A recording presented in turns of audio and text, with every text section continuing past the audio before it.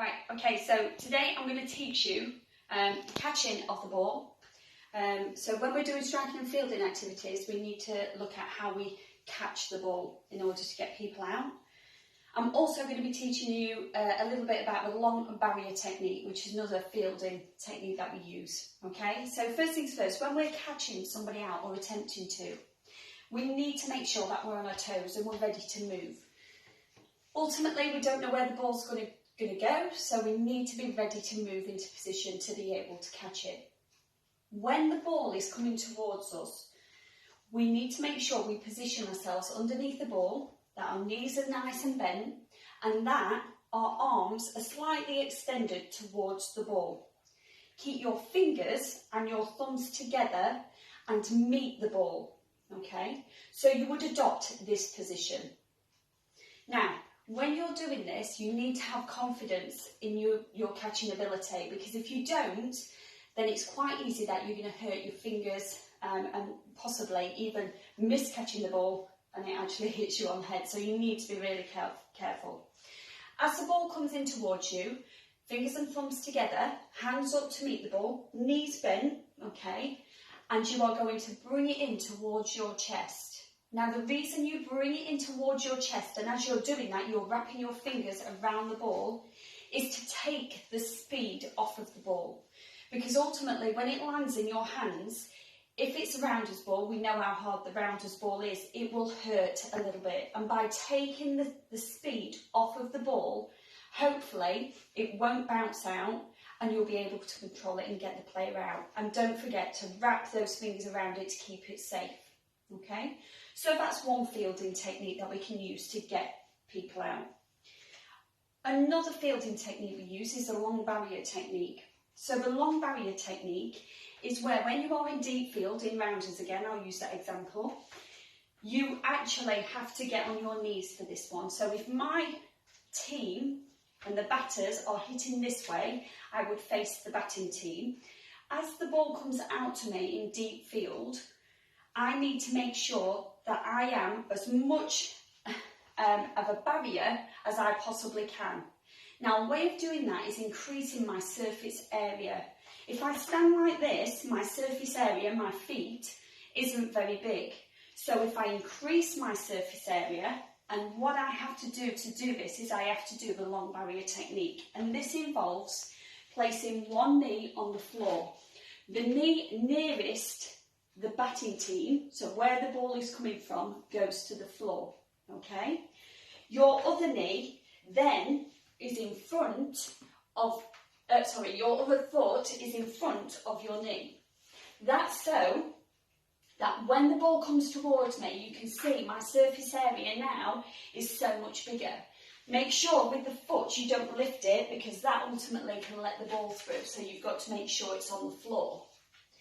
It's a little uncomfortable to start off with, but with practice it'll feel more comfortable. So as the ball comes towards me, I am here to stop it, and my hands need to be at this side, okay? Now, what you don't want to do is when you are fielding, you don't wait in this position for the ball to come to you. You don't know where the ball's going to go, so you need to make sure you're on your toes and ready to move. So that when the ball comes towards you, you go down into that position and you stop the ball, okay? If it misses my hands, again, it's not a problem because it's going to hit my legs.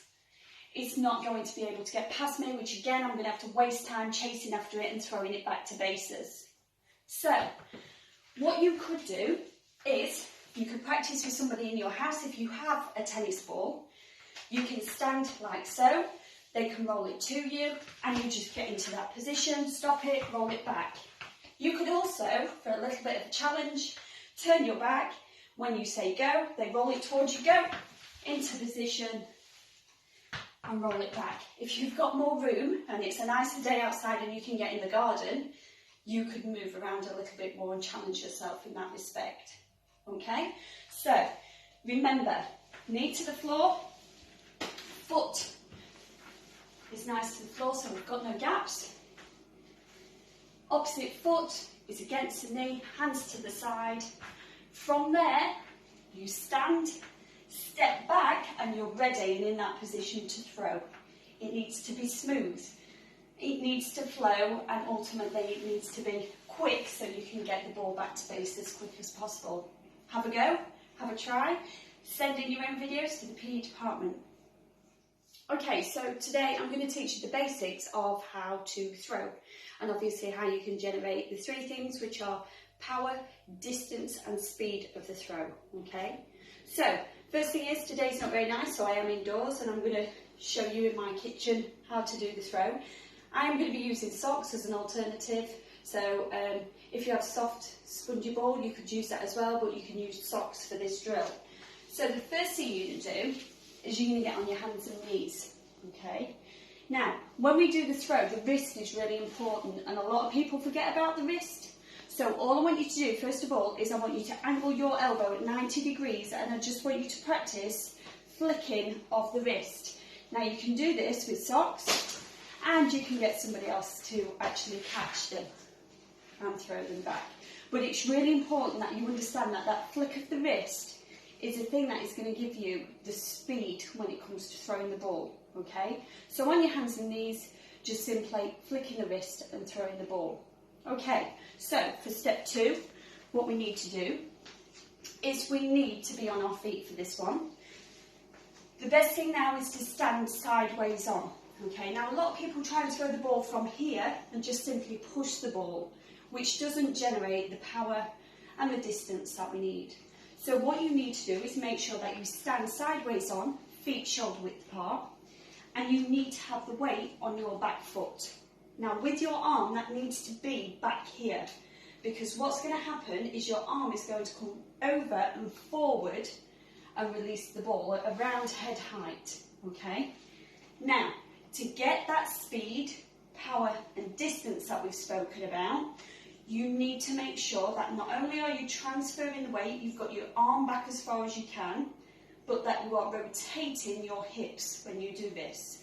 So you rotate, bring the arm forward and release the ball here. Remembering to flick the wrist as you do so, because that is going to put the speed behind the ball. Okay? So, when you're throwing, get my socks back, when you're throwing, arm back here, you can use this arm for guidance if you want to, and I tend to use it for guidance and balance as well. I'm going to twist my hips and release there. Okay, so you can see from there to there, it's a really quick movement. And again, you've got to make sure that you rotate. Okay? Now, from here to here, depending whether you release the ball, will depend on what height you get. Okay? If I am wanting to get speed, what I tend to do is I tend to alter my throw. So my release point will no longer be here, my release point is here, and it comes round the side, okay? But what it does is it allows you to release the ball there and keep it flat so that it gets to your target a lot quicker. So things like rounders, where you're trying to get it in to get people out of the base, you would use this for speed. If I'm out and I'm playing rounders and I'm in deep field and I'm wanting to get the distance, then I would start here and release up here, okay, around head high. Now, the next thing you can do to help you get the speed, the power, the distance that we've spoken about is you can include a bit of a run-up as well. So you could shuffle your feet, so you could step, close, step, and then release to help you get that distance. Some people might do it where they step over the back, so they cross their feet like so. Or some people, like I say, just do the shuffle. And it's completely up to you. The main points are the twisting of the hips, the arm as back as far as you can get it, the transferring of the weight, and ultimately that flicking of the wrist to send the ball where you want it to be. Have a go. Start on your hands and knees with the flicking of the wrist, the isolated drill first of all, then progress to here and release there. But if you want to be a bit more adventurous and to get the ball flying quick as possible to a target, try where you release here around the side. Make sure this arm as well that you release, you use it for balance, and also you use it to help you guide where you're throwing to, and when you release you point to where you want the ball to go. Have a go, Send in any videos to the PE department and we'll see how you get on.